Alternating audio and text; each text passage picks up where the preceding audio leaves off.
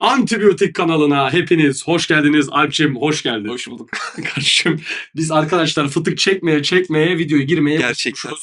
Fıstık Olur da öyle. burada intro için 3, 2, 1 bom. Ama şimdi şöyle bir şey oldu. Kameranın şeyi gitti. Onu bir silmek lazım. Düzeldi değil mi? Boğukluk. Düzelmiştir. Ya. Evet arkadaşlar. Bir önceki fıtık bölümümüz 90 izlendi. Ondan önceki fıtık bölümümüz 300 izlendi. Hepinize teşekkür ediyoruz. Haftanın film haberlerini çekmeye devam edeceğiz. Aynen haftanın hangi hafta hangi takvime göre o En son meçhul. 37 gün önce çekmişiz fıtığı ve son 35 günün film haberlerine hepiniz hoş geldiniz. Gözlük.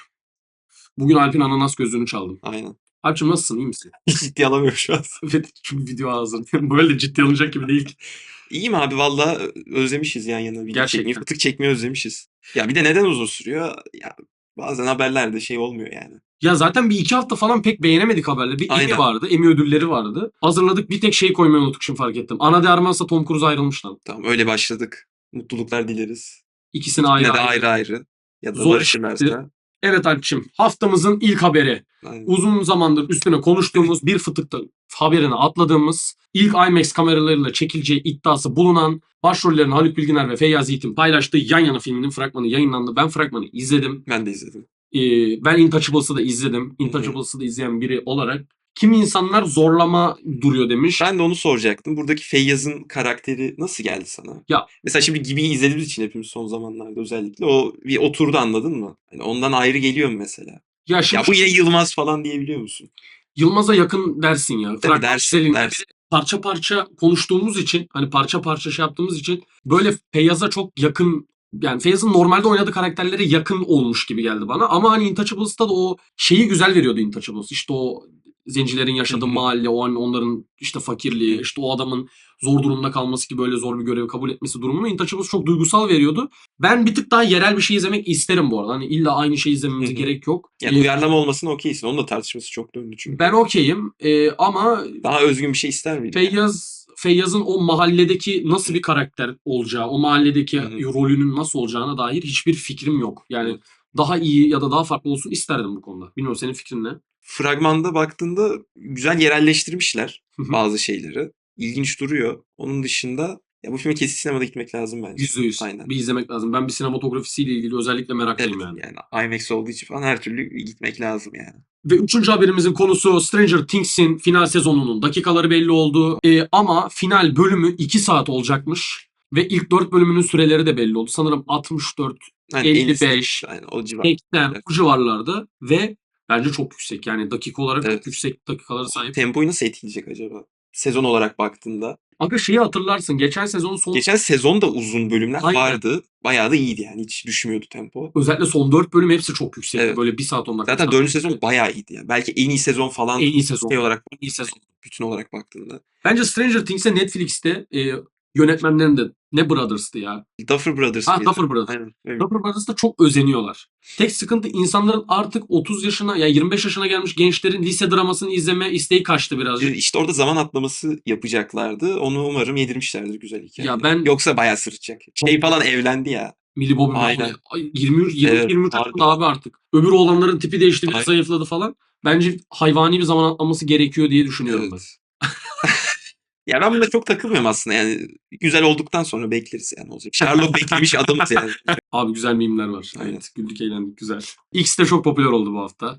Rezalet gözüküyor bizim sinemalar diye. Maalesef öyle gözüküyor. Bunu yapacak bir şeyimiz de olduğunu düşünmüyorum. Ekonomik ve ışık kısma diye bir durum var Ve maalesef. ekonomik falan da bilet fiyatları ucuz değil oğlum.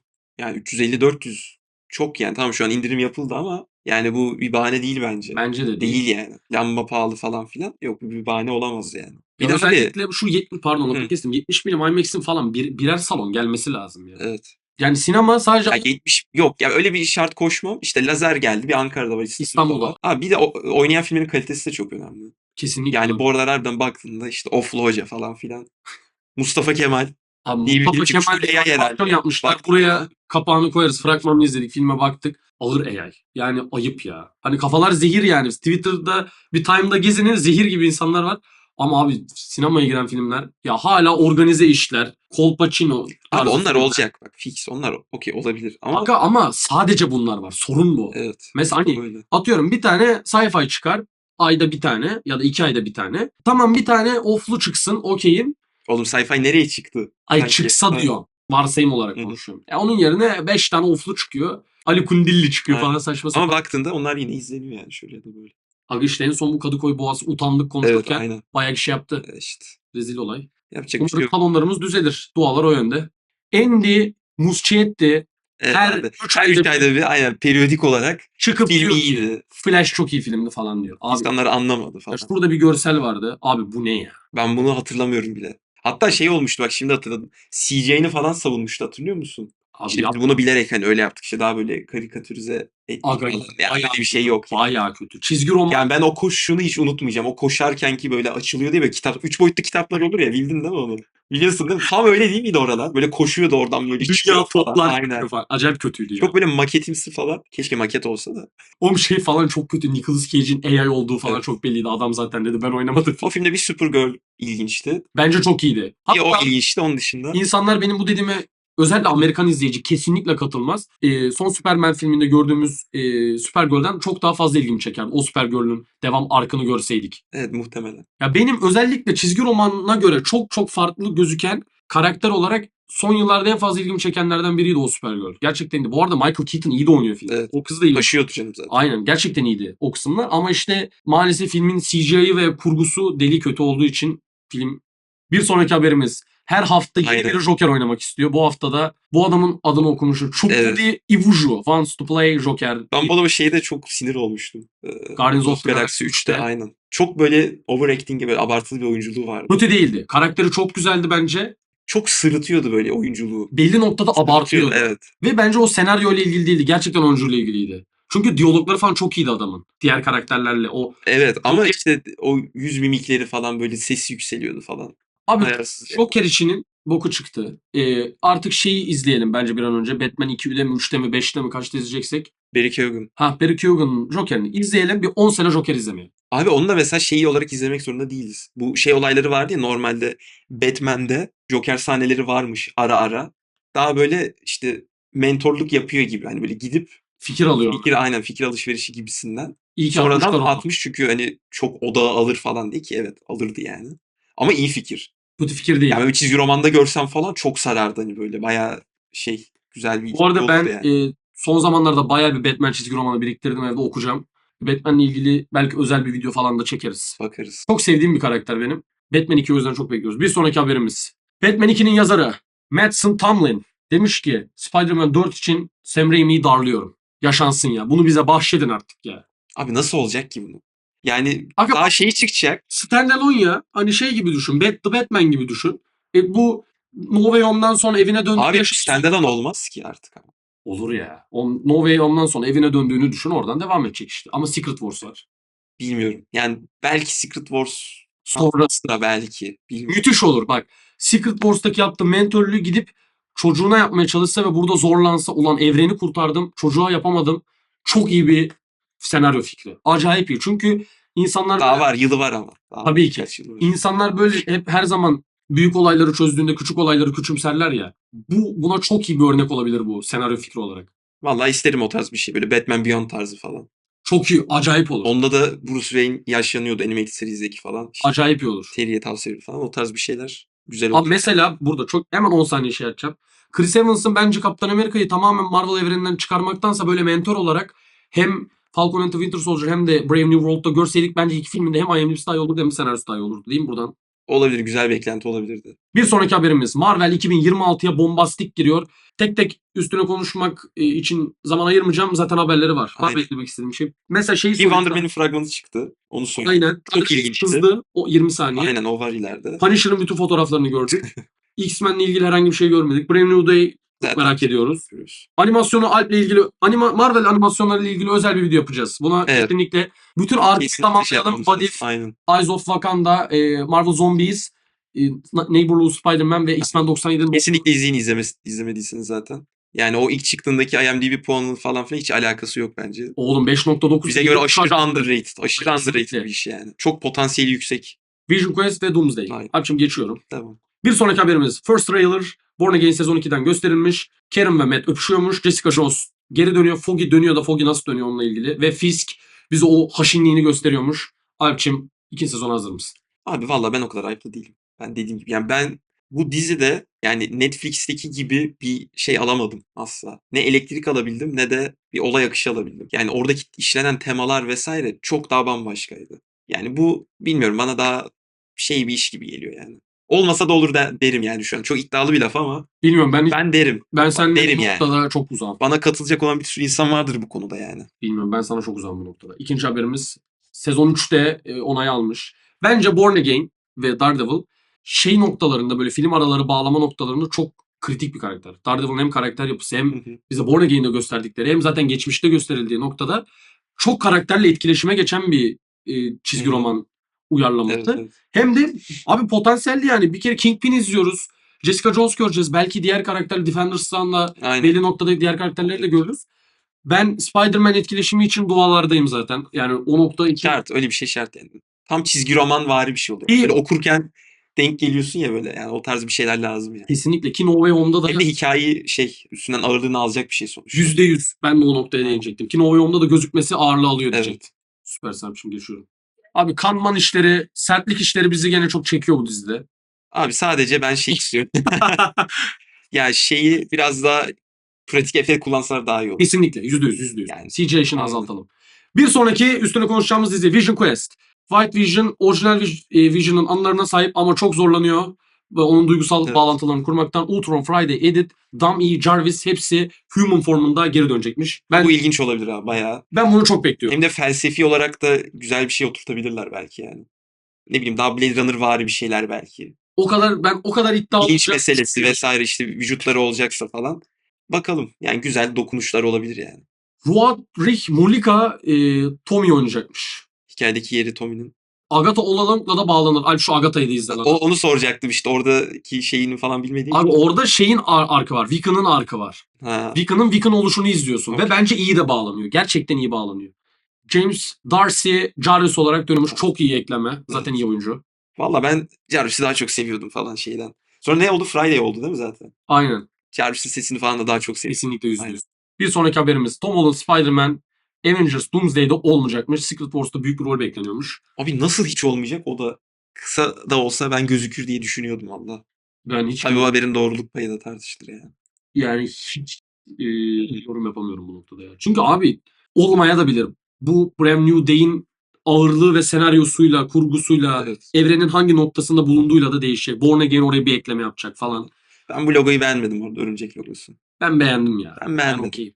Channing Tatum. Herkes delirecek Deadpool diyor. and Wolverine'de bayağı beğenmiştik kendisini. Fanlar aklını yitirecek diyor. Deadpool Wolverine'de sadece Ha, onun 50 50'de kat biriydi olacak diyor. Abi yaşatın. Yaşatın ki delirelim. Bizim Alp'le Infinity War'da Endgame'de ha diye delirdiğimiz bir sürü an Aynen. vardı. Çok özledim o dönemleri. Ben de özledim. Ama abi ondan önce düzgün bir hikaye izleyelim ya. Ya benim karnım yine tok biraz. Fan service şeylerinde Fanservice. biraz tokum yani. Ben de fanfiction diyecektim abi. Ha, Deadpool ve Wolverine'de okeydi. Güzel bir fanservice. Güzeldi. Daha dozundaydı, keyifliydi. Ama Daredevil, Spider-Man, Deadpool bunlar fan service karakterler. Çünkü çok Evet bulanık yani bir her zaten şey. karakterler hikaye yapısı ona daha müsait. Ama bu film daha ciddi olması gerektiği için Kesinlikle. daha çok yük var üstünde. Abi ben gerçekten Doktor Doom'un sert ve ciddi Evet. ve hani böyle tehditkar gözükmesini çok istiyorum. Özellikle tehditkarın altını çiziyorum. Yani bir şey sahnesi lazım anladın mı? O O Thanos. Thanos'un şeyini koparıyor ya. Kesinlikle. Tam birebir Bruce olmasın. Willis. Birebir olmasın da şeyi olsun yani. O ağırlıkta bir sahne görelim yani. Ne bileyim onu Steve Rogers'a yapsın falan. Ve Alper'in en sevdiği işlerden biri X-Men 97'de Evet. Apokalips'in görünüm belli olmuş. Aynen. Alper sendeyiz. Zaten eski şeylerdekinin birebir aynısı. Biraz üstünden geçmiş aşağı olarak. Bir de o şeyi çok güzel. Belti. Kemerindeki ağ şeyi falan.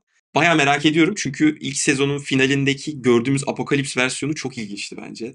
Evet, orijinale gerçekten Aynen. benziyor. Apokalips vahşi bir karakter. Çok da severim. Ama şöyle bir şey var. Eski X-Men'lerde animasyonlarında biraz şey bir karakter. Çok karikatürizeydi yani. Böyle ara ara çıkıyor random falan. Cidden öyleydi bu arada. Baya random çıkıyor bir anda. Geri gidiyor falan. Ama daha ciddi işleyecekler. Bence Apokalips özellikle sinematik evrende live action'da çok değerli bir karakter. Böyle önemli bir parçası da olabilir her şeyin.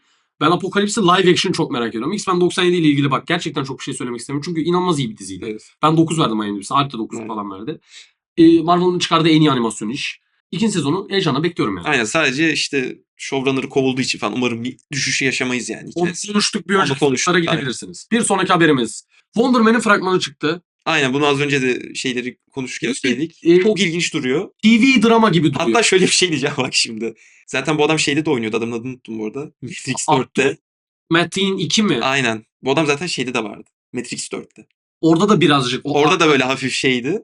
Ve orada da şey konsepti vardı ya, çok hatırlamıyorum film yalan olmasın da. Yine orada da bir ajans işte aynen. bir meta bir şey falan böyle Matrix aslında o evrende varmış da film gibiymiş de falan muhabbeti vardı ya. Böyle o vibe'ı aldım biraz. Hafif bir meta. Anladın mı? Aga bence de dizi içinde dizi fikri çok bir şey. Tamam güzel işte bir şey. onda da vardı ya o vibe'ı aldım yani bundan. Aga bence zaten farklı şeyler yapmalılar. Farklı şeyler yaparken She-Hulk gibi, Ironheart gibi Ha evet. senaryo ve diyalog yazımını tamamen unutmamalılardı bir yandan. Mesela Ironheart'ın diyaloglarını bak, script'i bulabilen internette bulsun. Abi bir açın okuyun. Ben daha kötü bir diyalog yazım görmedim. Bak Ironheart'ta çok ilgi çekici karakterler var. Gerçekten çok ilgi çekici karakterler var. Ama mesela Agatha'nın aksine hiç diyalog yok. Gerçekten çok kötü diyaloglar. Wonder Woman'den ben bir Agatha Along yani 7 performans falan bekliyorum. Elizabeth Olsen demiş ki Marvel Zombies ile alakalı hiçbir şey bilmiyordum. Haberim yoktu. Ya, Çok geçti üstünden. ya zaten birkaç şey kaydetmiştir muhtemelen. Adı nedir? Abi bak ben bir şey Replik söyleyeyim mi? kaydetmiştir. Bu tip oyuncuların Ama şöyle bir şey var bak animasyonlarda şöyle bir şey var. Çok önceden kaydediyorlar ya bunları. evet doğru. Ve sonra üstüne biraz daha şey yapıyorlar. Ama bence bazı oyuncular özelinde söylüyorum. Bunu hani Elizabeth Olsen özelinde söylemiyorum. Oynadıkları karakterin evrende ya da atıyorum oynadıkları herhangi bir şeyin ne noktada olduğunu önemsemiyorlar. Ben buna çok karşıyım. Oğlum önemsemesi için bir sebep yok ki. Bence önemsemeli abi. Tam bu ama biz fan olarak bakıyoruz. Ama fan olarak değil yani. Bu böyledir yani. Bilmiyorum ben Bence de öyledir. Bence de Ben- öyle ama şey yani. İmam Bellani gibi tadını kaçırmamalı ama Elizabeth Olsen kadar da boş vermemeli bence. Bir noktada buluşmalılar diye düşünüyorum. Lawrence Fishburne oynamak istiyormuş. Ya şey muhabbeti vardı bir ara Giancarlo oynayacak diyorlardı falan. Aga Giancarlo hiç olmaz gibi geldi bana. Ben o bölümde büyük ihtimal olumlu konuşmuşumdur. Yani vibe olarak olabilir belki ama Fishburne daha X gibi. yani direkt Morpheus şeyi.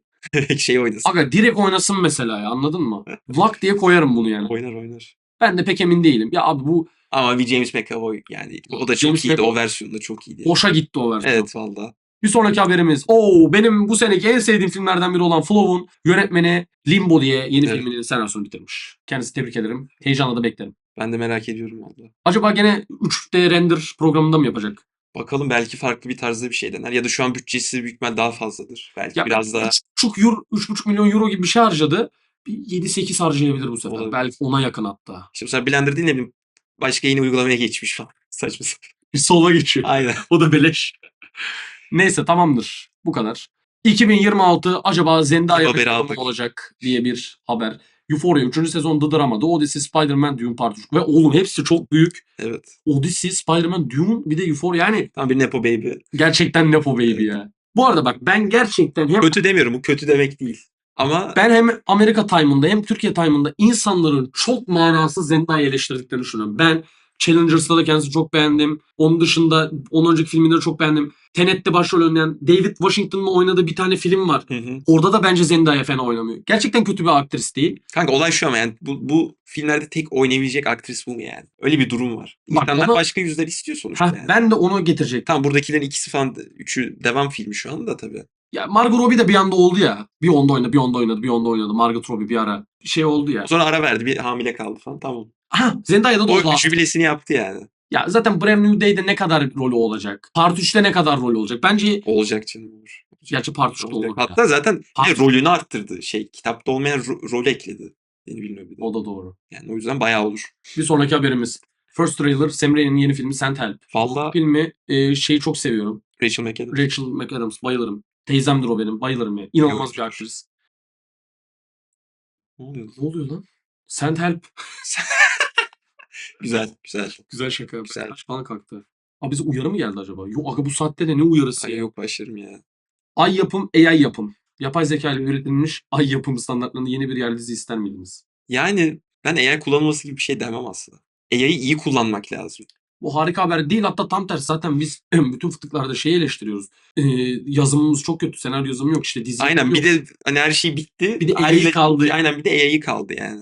dünya tarihindeki en kötü AI dizi kullanımı falan olacak Yani yani. işte. Bu hafta bu arada buraya hani haber olarak ekleriz, belki üstüne koyarız. WWE'de de AI senaryo yazımlarında AI'nin kullandığı haberi ortaya çıktı. Hayranlar var ya, doğradı WWE'yi. Doğradı bak. Ya şimdi konuşturacaklar beni ya. Sanki çok şey de böyle. Aga güzel bu arada ama AI olan hali yani son bir yıldır Hı kullanıldığı hı. düşünülüyor ve son bir yılın senaryosu pek iyi değil. Dağınık yani. AI kullanılmış gibi gerçekten. Hani AI'ya Onu sen daha iyi bilirsin. çünkü mesela AI'ya bir şey yazdırsın da böyle bağlam kaçar ya, Tabii. aralardaki easter egg'leri unutur mesela. WWE'de gerçekten öyleydi. Bu haberi de görünce direkt aklıma o geldi yani. Bence bir tık Yardımcı olarak.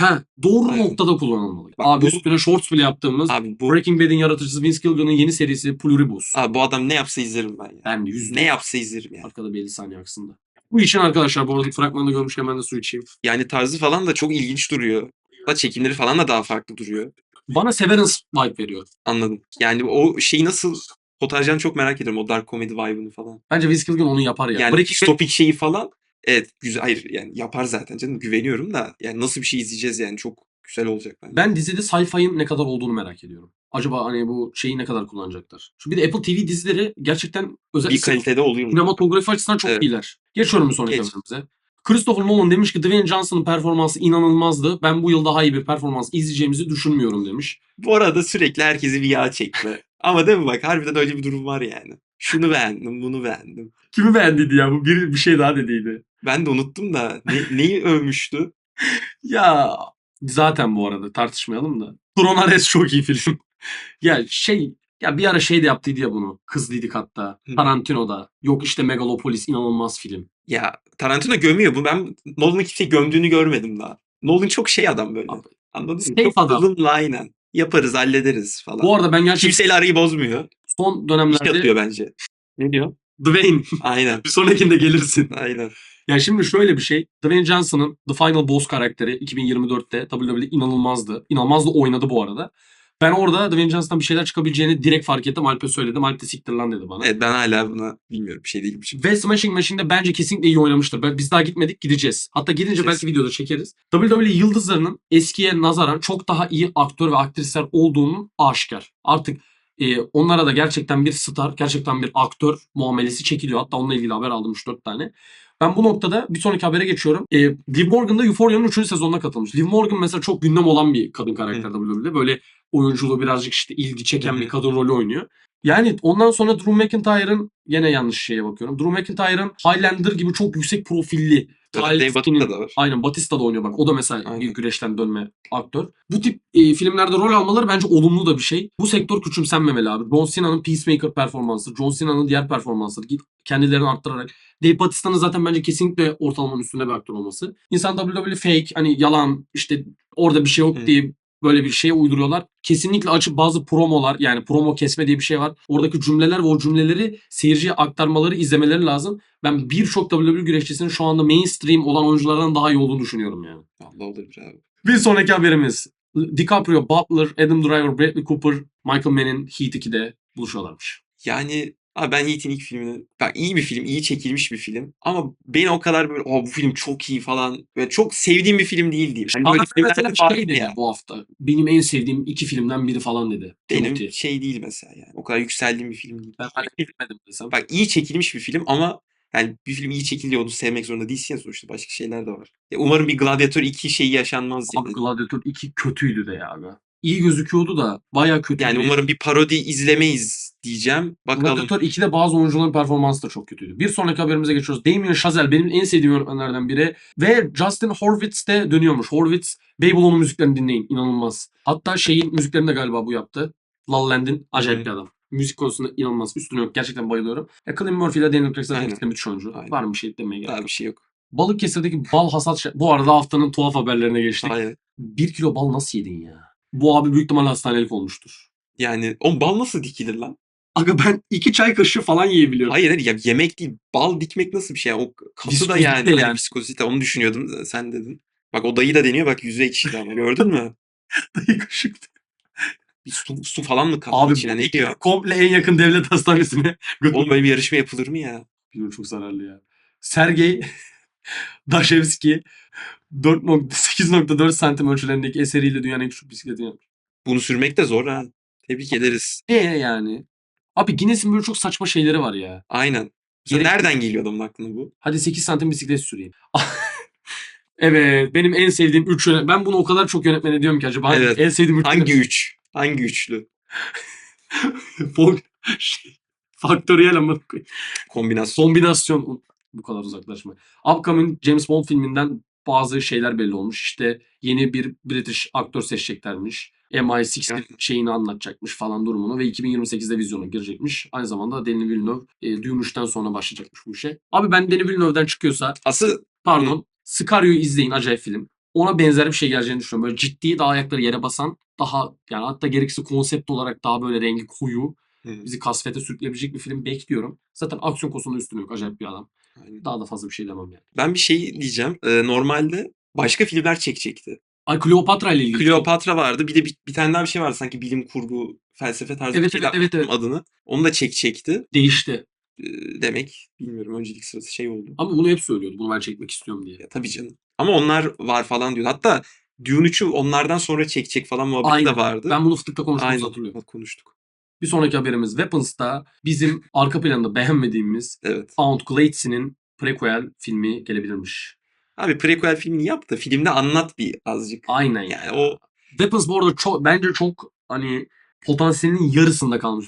Hani böyle benim için ya çekimleri falan şey yani güzel de o İyi. episod olarak ilerlemesi çok zinde tutuyor izlerken. kesinlikle. Çok basit gidiyor aslında. Hı. Ama seni yine şeyde tutuyor. Ayakta tutuyor, meraklandırıyor. O karakteri gidiyor, ona geçiyor falan filan. En kötü karakter buydu zaten. Ki bak, kadının tasviri işte. Yo ona bak, ona hiçbir şey. Her şey çok Ona hiçbir güzel şey. ama arka planı hiç yoktu abi. Evet. Kadın niye şehre geliyor bilmem ne. Hani böyle düz IMDb 5.2 vampir filmi Evet, background'u bir yapmışlar anda kadına. ona evrildi. Filmin en büyük Ki bence o. oyunculuğu çok iyiydi. Aynen, onlara hiçbir şey yok zaten. Bilmiyorum. Çok bence 10 bile verilebilecek bir film olabilirdi. Weapons da yarıda kaldı gibi. Ve bu hafta değil de bu ay 3 hafta önce Mandalorian and Grogu'nun fragmanı çıktı.